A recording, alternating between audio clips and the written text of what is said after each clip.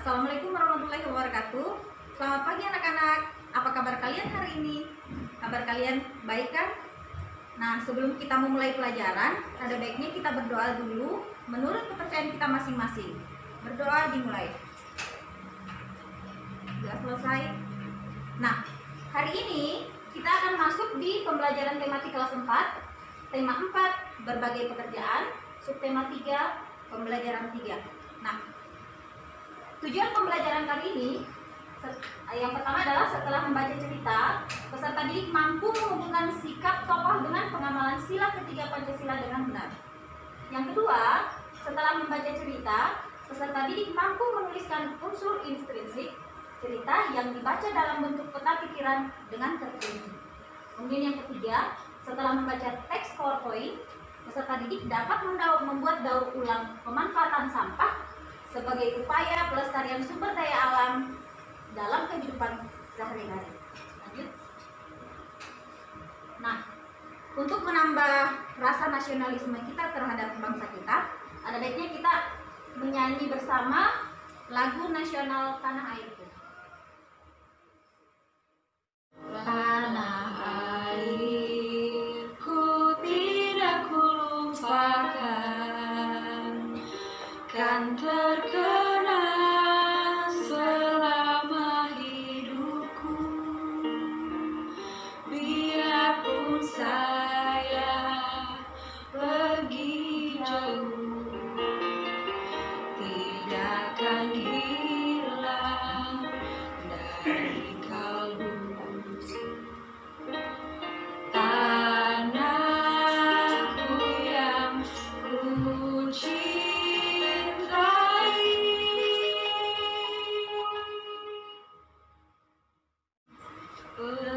engkau ku hargai.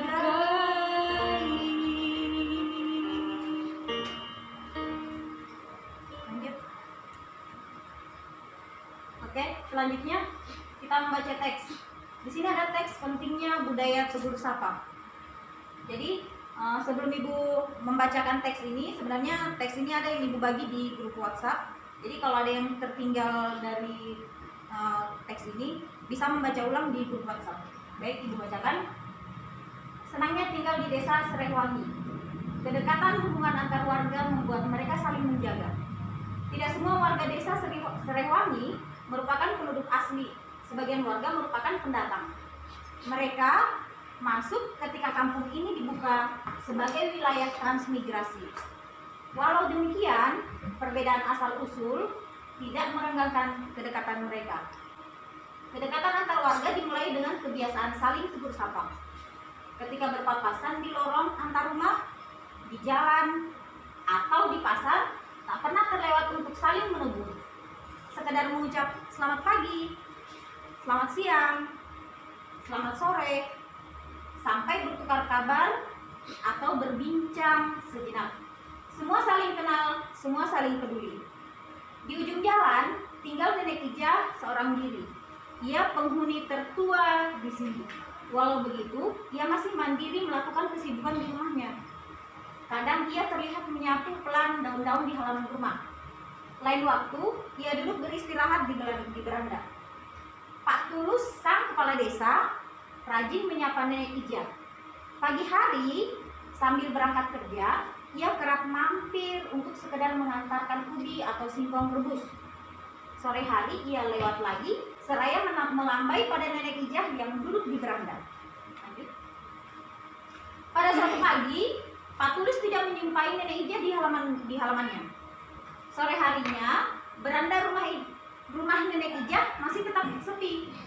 Pak Tulus menyempatkan untuk singgah. Pak Tulus mengetuk pintu tetapi tak dijawab.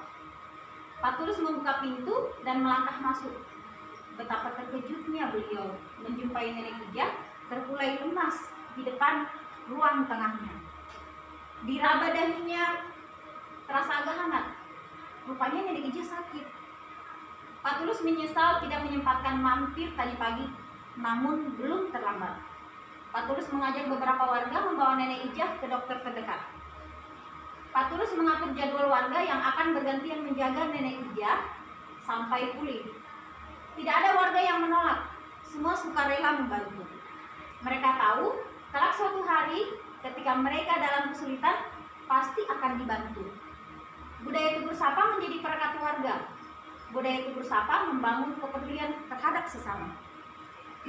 Nah, setelah membaca teks tadi, silakan menjawab beberapa pertanyaan berikut.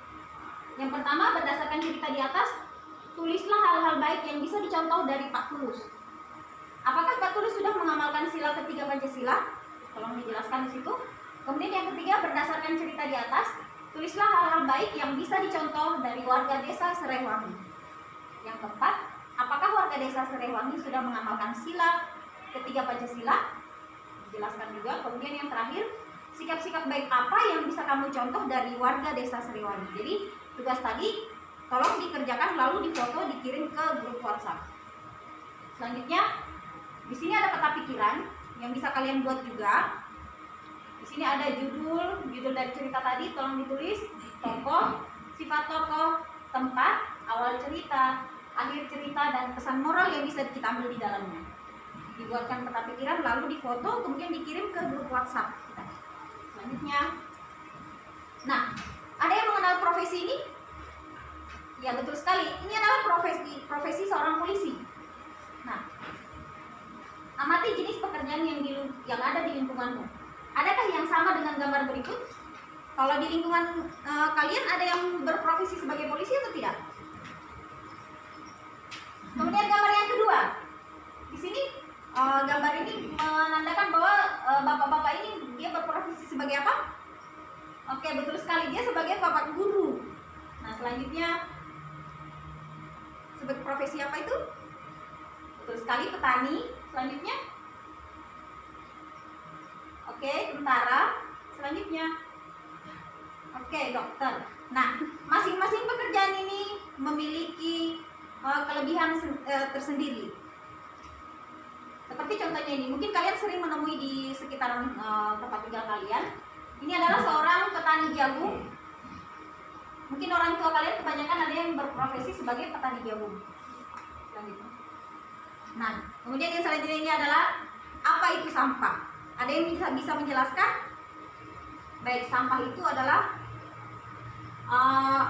sebenarnya dia barang yang sudah tidak dipakai. Namun ada cara untuk memanfaatkan sampah. Di sini ada 4. Yang pertama, reduce, artinya mengurangi. Kemudian yang kedua ada reuse, artinya memakai kembali. Yang ketiga recycle atau mendaur ulang. Dan yang keempat replace atau mengganti. Nah, di sini ada gambar apa ini? Betul sekali, botol bekas. Nah, dari botol bekas ini sebenarnya kita bisa memanfaatkan kembali. Banyak barang yang bisa kita buat dari botol bekas ini. Nah, sekarang ada tugas buat kalian. Buatlah produk daur ulang sampah dari botol bekas air mineral. Nah, hasil produk daur ulang yang sudah selesai difoto kemudian diupload di WhatsApp group. Jadi bebas, terserah kalian mau membuat botol bekas air mineral tadi menjadi apa, yang jelas bisa digunakan kembali. Nah, sebagai kesimpulan pelajaran kita hari ini, yang pertama, ada berbagai pekerjaan khususnya di lingkungan sekitar kita yang mayoritas petani. Setiap pekerjaan memiliki pengaruh bagi perekonomian negara kita. Kemudian sampah agar tidak hanya mencemari lingkungan dapat kita manfaatkan kembali dengan cara reduce atau mengurangi, reuse atau memakai kembali, recycle atau mendaur ulang, dan replace atau mengganti.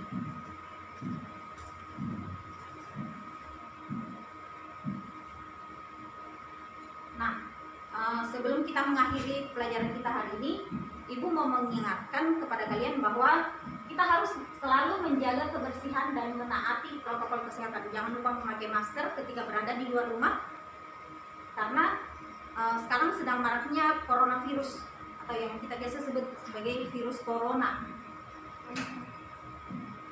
Oke, mari kita bersama-sama mengucapkan alhamdulillah. Alhamdulillah, karena pelajaran kita sudah berakhir. Terima kasih.